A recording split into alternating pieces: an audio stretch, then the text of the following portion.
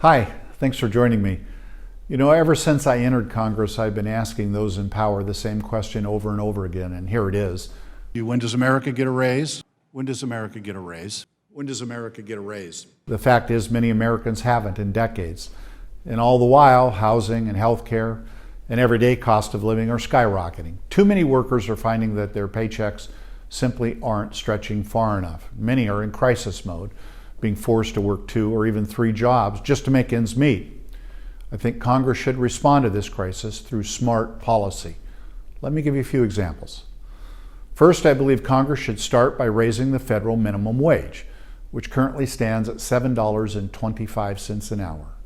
I defy anyone to maintain a decent standard of living on $7.25 an hour, especially if they have a family. We have now gone the longest time in history without raising the federal minimum wage since it was first enacted. Washington State, on the other hand, has paved the way to guaranteeing a livable minimum wage, and I think the federal government should follow suit. And we did, last month, in the House at least, pass a bill to gradually increase the federal minimum wage to $15 over several years. And I was proud to support this effort, and I will continue to advocate for a living wage for all Americans. Second, I believe we have to refocus the Federal Reserve on using monetary policy to drive higher paychecks.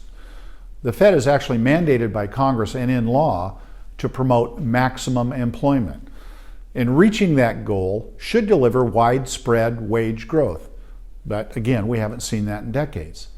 This is an issue I've been thinking about a lot through my work on both the Financial Services Committee and the Joint Economic Committee. And in addition, last month I had a very productive session on this topic with the chairman of the Federal Reserve, Jay Powell. I'm going to continue to monitor the Fed's work on this front.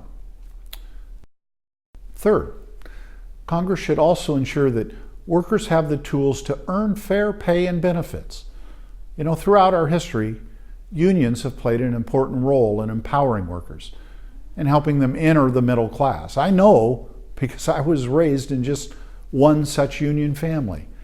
My dad was a truck driving teamster his entire adult life. My mother belonged to the Communication Workers of America because she was a telephone operator, and they helped my parents achieve the American dream. Well, I believe in the power of organized labor, and that's why I co-sponsored 2 bills to ensure that all workers can bargain collectively.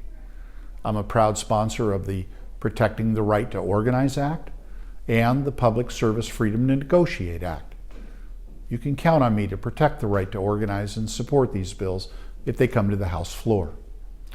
So to close, America's greatest resource is our workers. I hope you'll continue to write me and call me about how we can strengthen workers' paychecks and grow our economy. Thanks again for joining me.